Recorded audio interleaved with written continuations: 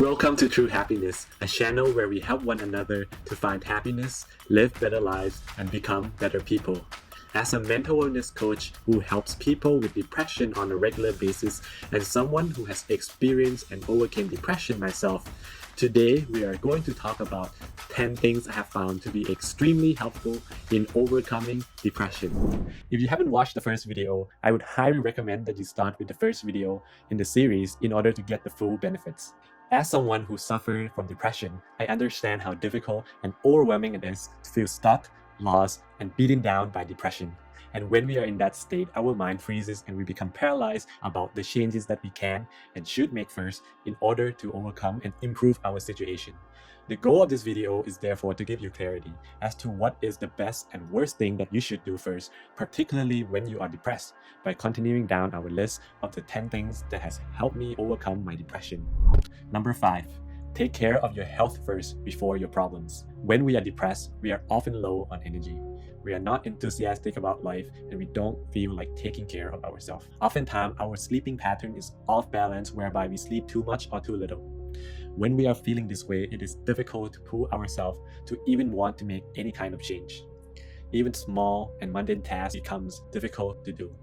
And when we continue to fail to make the necessary changes and do what we know we ought to be doing, we feel even worse about our ability to make changes. And the downward spiral continues. In order to set the stages for change, we must first have the energy for it. For this reason, it is imperative that we first take care of our health as a foundational step toward overcoming our depression.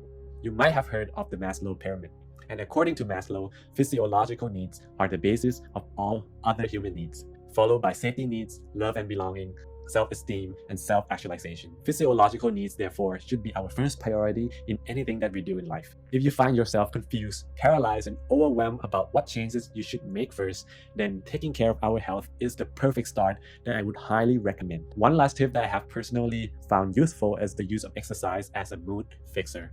I truly believe that it is important for everyone to have our positive mood fixer ready before we actually feel crappy about life, so that instead of turning to our usual unhealthy outlets, we know exactly what we need to turn to. Many times when I was feeling rock bottom, exercise has jumpstarted my days and quickly erased any negative emotion I was experiencing. Of course, you shouldn't believe me, you should try it for yourself. Number 6. Be a good companion to yourself. To clarify this point, let's imagine that we are lost in a desert and our goal is to find our way back to the city. However, we must choose one person to tag along with. Between person A and person B.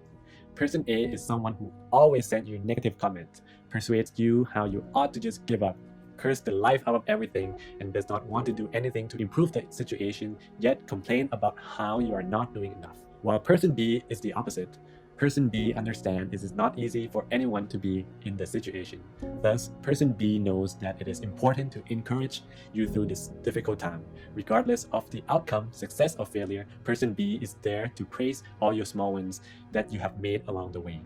Every day, person B reminds you what is going right, what is working at the moment, and how much progress you have made so far to ensure that we have the moral support necessary to get up and move forward. Which person would you like to take with you? Of course, it is obvious that the answer is person B. However, when we are depressed, the sad fact is that we oftentimes find ourselves as person A. In other words, we turn into our worst enemy. We become our worst critics. The worst thing that we can do when life sucks, therefore, is to be a bad companion to ourselves. So encourage ourselves for still putting up a fight day after day. Praise ourselves for our effort. Be proud of ourselves that we are still standing strong and not having given up. Be kind to ourselves because it is the time we need it most. Learn to love and support ourselves instead of beating ourselves up.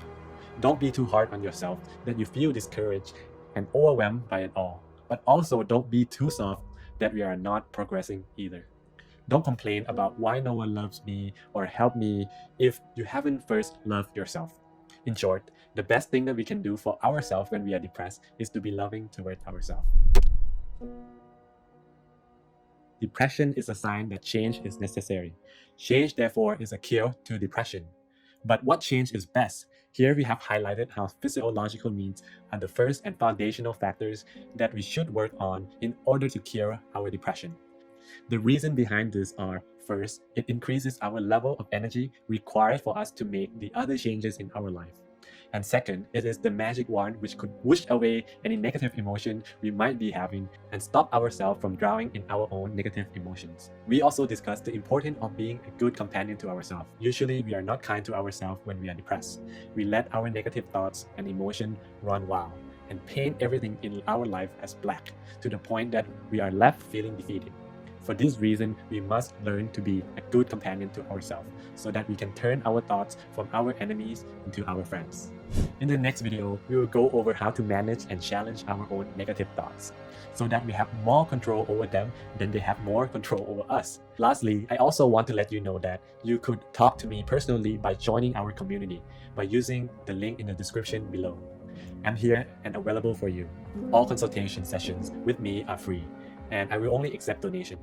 Please trust me, I will be a good companion to you. I won't be a bad companion. Anyways, I'm here to help you, and I really look forward to getting to know all of you. If you have found this video useful, please leave a like and subscribe to this channel and help us produce more content to help others live a happier and more meaningful life. Thank you very much.